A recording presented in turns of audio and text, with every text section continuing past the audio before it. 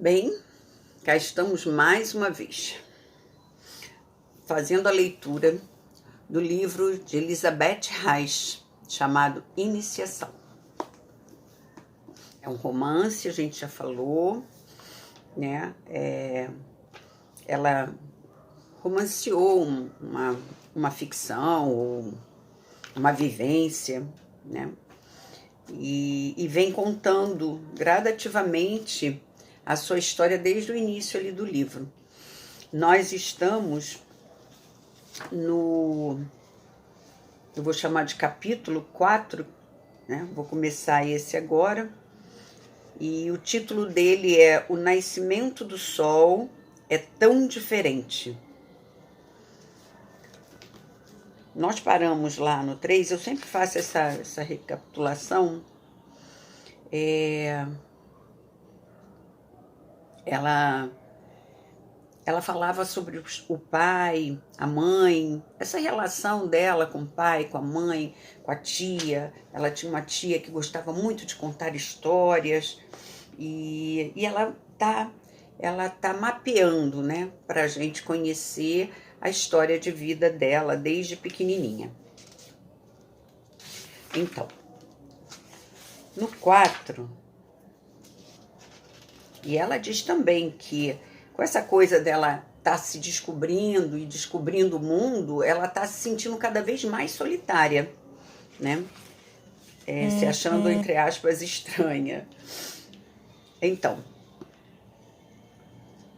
esse que eu chamo de 4 chama-se O Nascimento do Sol é Tão Diferente.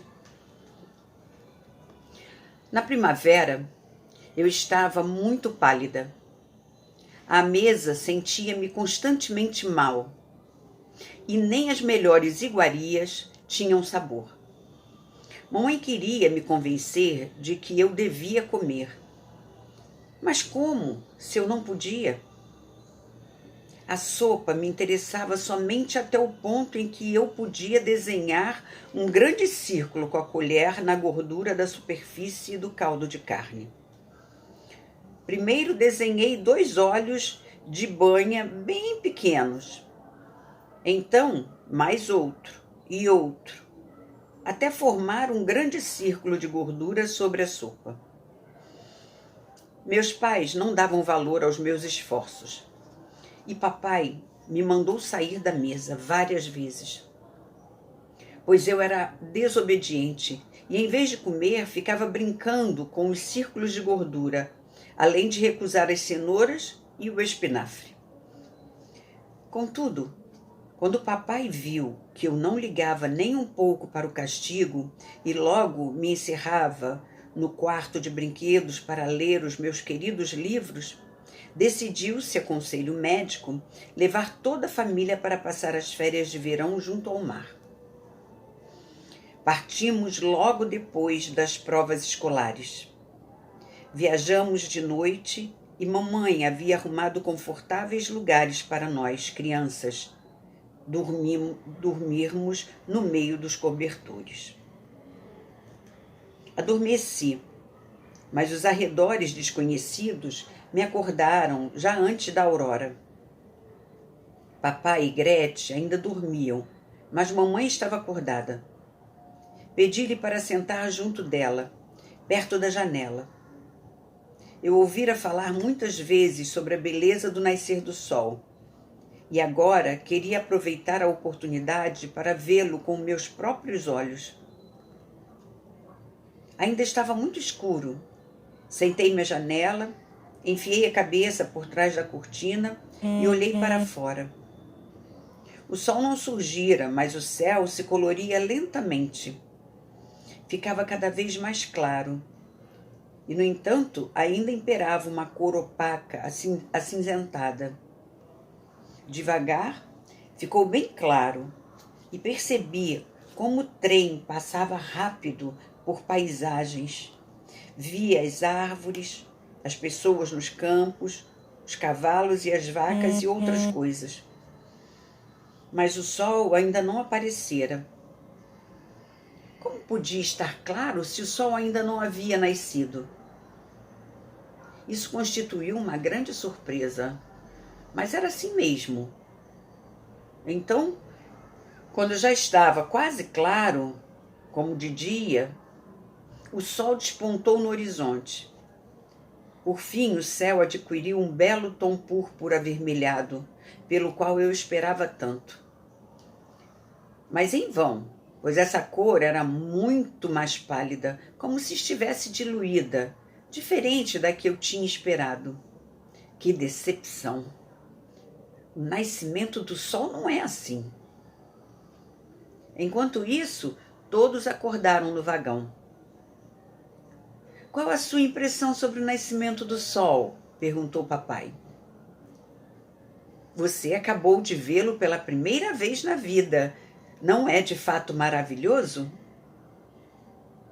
E ficou olhando sorridente para mim. Não, papai, respondi decepcionada e zangada. Não foi nada bonito. O nascimento do sol não deve ser assim. Foi monótono, demorou demais e não causou impacto, pois o céu ficou claro muito tempo antes. Só que essa claridade tinha uma nuance sem vida, até que por fim o sol apareceu. Não, não foi nada bonito. O nascimento do sol é muito diferente, muito diferente. E fiquei emburrada, olhando para frente. Papai me ouviu com a maior atenção, como das outras vezes. Percebi interesse em seus belos e reluzentes olhos escuros, e então surgiu o olhar familiar, um tanto irônico e surpreso, apesar de bondoso. Mas o que me diz? O nascimento do sol deve ser diferente? Não ficou satisfeita com ele? Muito bonito. Você, uma menininha, ficar descontente com os processos da natureza. E, além disso, querendo ensinar como o sol deve nascer. De onde tirou a ideia de como deve ser ele, se nunca teve oportunidade de ver o sol nascer antes? Muito bem, responda. E olhou para mim à espera de uma resposta. Não sei como sei disso, afirmei, devolvendo o olhar.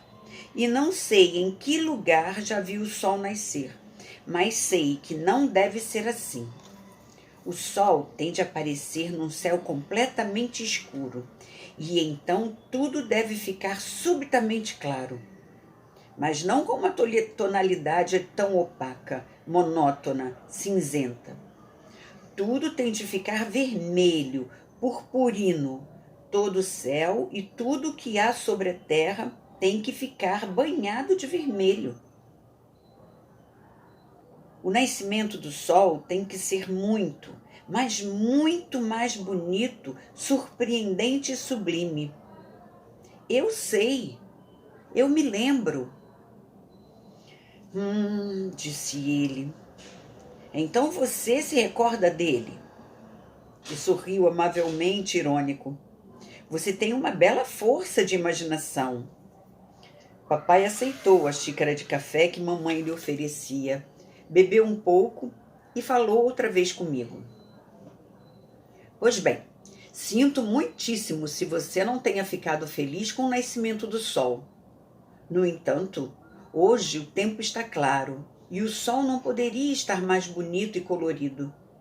Mas não posso ajudá-la, não tenho poder para isso. Não respondi. Estava muito zangada. Fiquei aborrecida, não apenas com a decepção que tivera com o nascimento do sol, mas também com o fato de meu pai dizer que eu tinha uma bela força de imaginação. Visto que eu sabia exatamente, sim, eu dissera a ele que me lembrava. Imaginação é algo bem diferente. Se imagino alguma coisa, trata-se de uma fantasia. Mas o nascimento do sol, o verdadeiro, como ele deve ser, eu não imaginei. A impressão estava bem impregnada em meu íntimo, muito mais forte ainda do que ao lembrar-me, por exemplo, do que havia acontecido no dia anterior e de todos os fatos que, na verdade, aconteceram. Fiquei zangada. E como? Sempre me sentia desamparada quando tinha certeza de algo e não podia provar. Fiquei emburrada, olhando para frente, até que todas as pessoas se aglomeraram no corredor do trem. Papai nos chamou, apressado. O mar, minhas filhas, venham depressa, venham ver o mar. Precipitamo-nos para as janelas do corredor. E ali embaixo, distante, via-se a água, a grande água, o mar. Oh, o meu bem-amado mar! O trem ainda corria no alto da montanha, e ali embaixo, numa baía, avistava-se o mar. Senti-me terrivelmente excitada, inundada por uma sensação de felicidade, pois eu tinha certeza de conhecer o mar. Não o estava vendo pela primeira vez. Achava isso perfeitamente natural, e nem pensei em como era possível eu ter essa sensação. Olhei para baixo sem dizer palavra, e no meu coração uma voz alegre cantava: mar, meu querido, sempre igual, mar compreensivo, que assistiu aos acontecimentos e a tudo sobreviveu. Mar, meu querido amigo, que tantas vezes ouviu e surpreendeu minhas queixas, meu sofrimento e minhas alegrias, e que me levou e consolou com sua sobre-humana infinitude e eternidade. Você está aqui. Você sempre estará aqui, imutável. E posso olhar outra vez para as suas profundezas, ouvir o embate das ondas quando fala de eternidade. Papai tocou em meu ombro e perguntou: gostou do mar? Está satisfeita com o mar ou ele deveria ser de alguma forma diferente? Não, papai, respondi. O mar é como deve ser. Mas e a praia? Por que o mar está cercado de praia? O mar deve ser infinito, sem deixar ver a outra margem. Sim, disse papai, é verdade. Quando descermos até ele, verá que é isso mesmo. Há uma baía, e por isso, daqui de cima, tem-se essa impressão. Contudo, ali embaixo, você não verá a margem, só o mar aberto. Tranquilizei-me. A paisagem admirável me encantava. Minha irmã ficou tão enlevada quanto eu. Afinal, encontráramos algo em que estávamos plenamente de acordo. Gretchen apreciou o mar tanto quanto eu. E quando mais tarde procuramos conchas e caranguejos entre os rochedos, nos tornamos as melhores amigas de todos os pontos de vista. Nesse balneário, fomos todos muito felizes. Papai estava contente e isso nos estimulava. Mamãe irradiava contentamento, pois podia passar todos os dias junto de papai sem interrupções. Certo dia, fomos a uma pequena igreja que ficava no meio de um belo jardim de ciprestes. Mamãe ajoelhou-se e ficou rezando durante muito tempo, pensativa. Papai, de pé ao seu lado, estava muito sério. Gretchen também se ajoelhou e rezou. Eu também quis demonstrar devoção, mas não consegui. Não me ajoelhei, pois não tive vontade de fazê-lo. Nunca dobraria meus joelhos diante de formas invisíveis. Ajoelhar-se apenas porque os outros também o fizeram? Não, isso nunca. Ajoelhar-me só para demonstrar ser boazinha? Não, Deus não quer isso. Deus sabe que isso não seria correto. Não me ajoelhei e permaneci observando as outras pessoas, vendo como rezavam.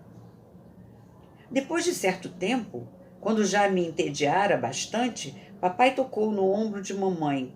Ela se levantou e todos saímos. Do lado de fora, toda a região brilhava à luz do sol. Pulei alegremente por ali e senti a presença de Deus muito mais próxima nos raios de sol do que na igreja fria. À noite, quando mamãe rezou comigo, perguntei: Mãe, por que rezou daquele jeito na igreja? Rezei para que Deus mande um irmãozinho para vocês, caso seja essa a sua vontade. Fiquei calada. Um irmãozinho? Seria ele um amigo? Bem, isso seria ótimo. Então entendi por que mamãe se ajoelhara e rezara com tanta devoção, por causa de um filho. Isso tinha sentido? Certa noite de inverno, acordei com estranhos ruídos vindos do quarto de meus pais. Era choro de um bebê recém-nascido. No minuto seguinte, papai apareceu todo vestido e perguntou: Vocês estão acordadas? Sim, pai, respondemos Grete e eu. Aconteceu algo muito bom. Deus mandou um irmãozinho para vocês. Isso era estimulante e quis ver logo esse irmão. No entanto, ele me recomendou que tivesse paciência até amanhã do dia seguinte, pois então mostrariam o bebê para mim. Papai estava muito diferente, sorria com ternura e delicadeza. Suas palavras eram solenes e carinhosas, e não tive coragem de contrariá-lo. De manhã, minha avó materna ajudou-me a me vestir. Fomos até o quarto de meus pais. Mamãe repousava e em seus braços, sobre uma almofada, havia um bebezinho de cabelos pretos. Observei-o atentamente e vi que de suas orelhinhas pendiam pequenos tufos bem finos de cabelo, como os dos macaquinhos. Como eu acabara de me lavar, tive permissão de acariciar sua mãozinha. Todos me observavam e suas expressões eram tão solenes, tão silenciosas. A partir de então, éramos 3 crianças na família e fiquei ainda mais sozinha. Aqui ficamos nesse capítulo bem curtinho, tá bom? Eu vou fazer assim, eu vou ler os capítulos, porque quem quiser achar que é curtinho e quiser emendar no outro, né? Pelo próprio YouTube consegue colocar o dedinho ali e ver a duração do vídeo. E pode, né, seguir em frente com as outras partes, né? Ou capítulos, tá bom? Nos vemos daqui a pouco. Um grande abraço. Até.